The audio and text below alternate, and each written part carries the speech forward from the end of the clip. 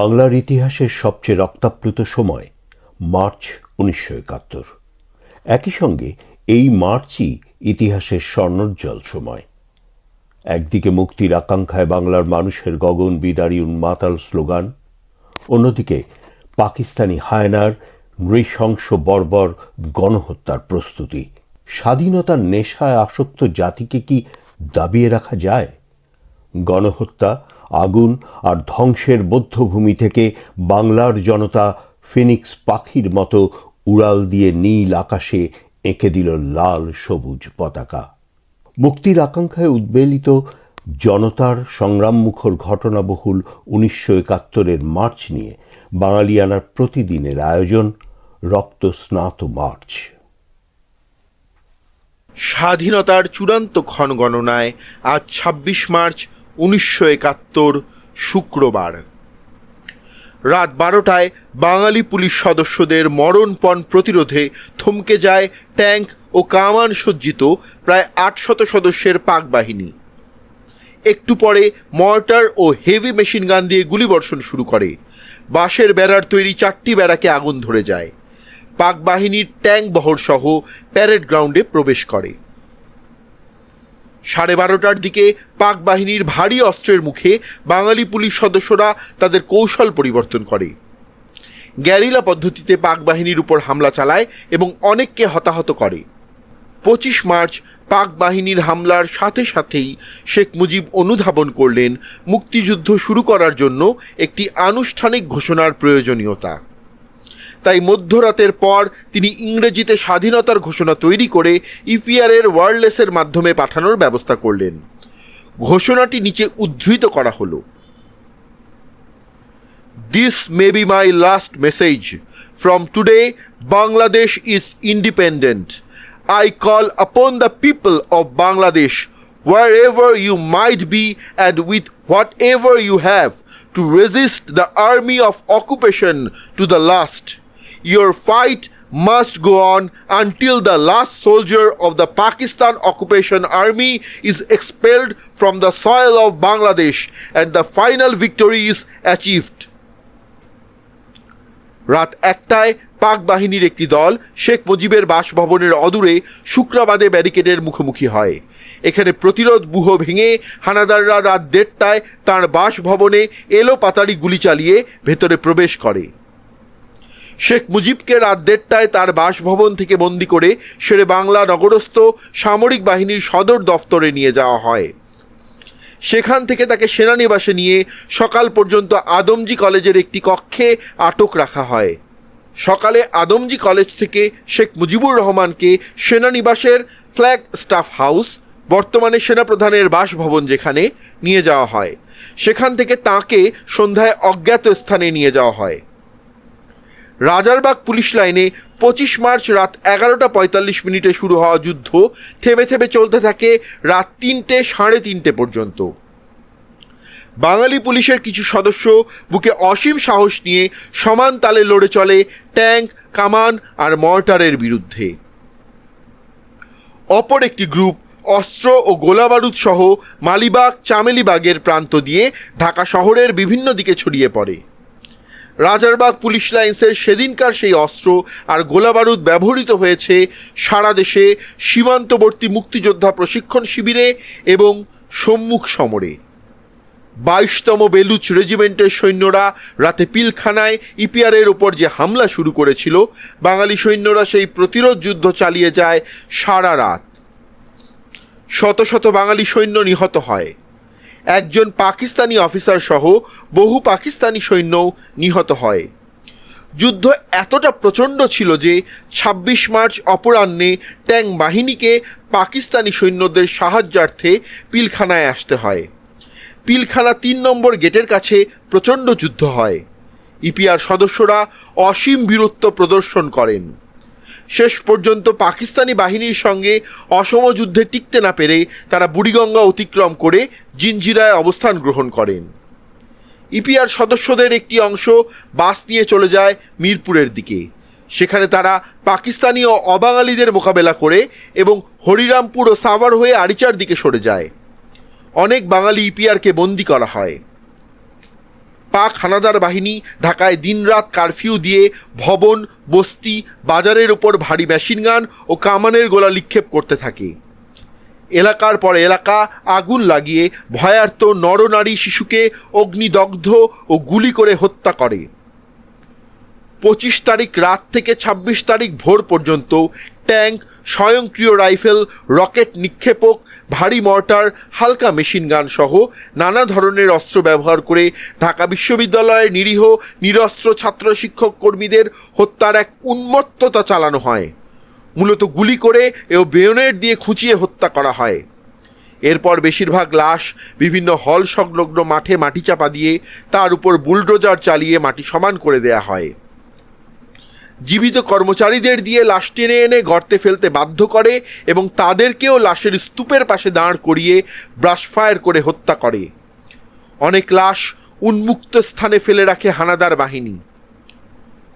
ভোরে পাকিস্তানিদের গুলিতে ঘরের মাঝেই প্রাণ হারান মধুর ক্যান্টিনের প্রতিষ্ঠাতা মধুসূদনদের স্ত্রী যোগমায়া, সদ্য বিবাহিত বড় ছেলে রণজিৎ ও পুত্রবধূ রীনা রানী। অসুস্থ মধুসূদন দে লুকিয়ে থেকে সে যাত্রা প্রাণ পেলেও ঘণ্টাখানেক পর পাকিস্তানিরা আবার ফিরে এসে তাকে ধরে নিয়ে জগন্নাথ হলের মাঠে বিশ্ববিদ্যালয়ের কর্মচারী শিক্ষকদের সঙ্গে ব্রাশ ফায়ার করে হত্যা করে। 25 তারিখ রাত ও 26 তারিখ ভোরের মধ্যবর্তী সময়ে ঢাকা বিশ্ববিদ্যালয়ে তৎকালীন ইকবাল হল, সলিমুল্লাহ হল, জগন্নাথ হল, সূর্য সেন হল, মহসিন হল, ফজলুল হক হল, রোকেয়া হল সহ শিক্ষকদের আবাসিক এলাকায় আক্রমণ চালিয়ে ডক্টর জিসি দেব, ডক্টর মনিরুজ্জামান, অনুদ্বৈপায়ন ভট্টাচার্য, জ্যোতির্ময় গুহ ঠাকুরতা আহত হয়ে পরে মারা যান সহ 9 জন শিক্ষককে ঘরে ঢুকে হত্যা করে। ঢাকা বিশ্ববিদ্যালয়ের রোকেয়া হলের বেশিরভাগ মেয়ে আগেই হল ছেড়ে গেছিলেন। অল্প কয়েকজন মেয়ে হলে অবস্থান করছিলেন। 25 মার্চ রাতে সেখানে চালানো হয় পৈশাচিক বর্বরতা। পরবর্তী সময়ে হলের অন্তত একটি কক্ষে 6টি মেয়ের লাশ পা বাঁধা ও নগ্ন অবস্থায় পাওয়া যায়। এ রাতেই রোকেয়া হল থেকে শুরু হয় 9 মাস ব্যাপী ধর্ষণের পৈশাচিক উল্লাস। এদিন ভোরবেলা 36 এলিফ্যান্ট রোডের বাসায় আগরতলা মামলার 2 নম্বর অভিযুক্ত পাকিস্তানি নৌবাহিনীর অবসরপ্রাপ্ত বাঙালি অফিসার লেফটেন্যান্ট কমান্ডার মোয়াজ্জেম হোসেনকে গুলি করে হত্যা করে পাকিস্তান সেনাবাহিনী। তার লাশ জিপে উঠিয়ে নিয়ে যায় হানাদার বাহিনী। তার লাশ আর পাওয়া যায়নি। এদিন ভোরে পাক হানাদার বাহিনী দি পিপল, সংবাদ, ইত্তেফাক, বাংলার বাণী অফিসে ট্যাঙ্কের গোলা বর্ষণ করে।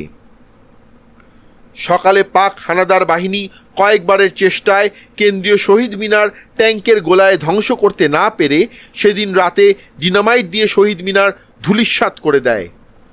26 মার্চ সকালে গুরুদুয়ারা, নানকশাহী, শিব ও কালী মন্দিরে ঢুকে সেখানকার পুরোহিতদের গুলি করে হত্যা করা হয়। অবাঙালিদের সহযোগিতায় পাক সেনারা দুপুরে পুরনো ঢাকা আক্রমণ করে এবং মধ্যরাত পর্যন্ত ধ্বংসযজ্ঞ চালায়। পুরনো ঢাকায় নিহতদের লাশ বুড়িগঙ্গায় ভাসিয়ে দেয়া হয়। বিদেশি সাংবাদিকদের হোটেল ইন্টারকন্টিনেন্টালে আটকে রাখা হয়। সকালে পিপলস পার্টির প্রধান জুলফিকার আলী ভুট্টো কড়া সামরিক প্রহরায় ঢাকা ত্যাগ করেন।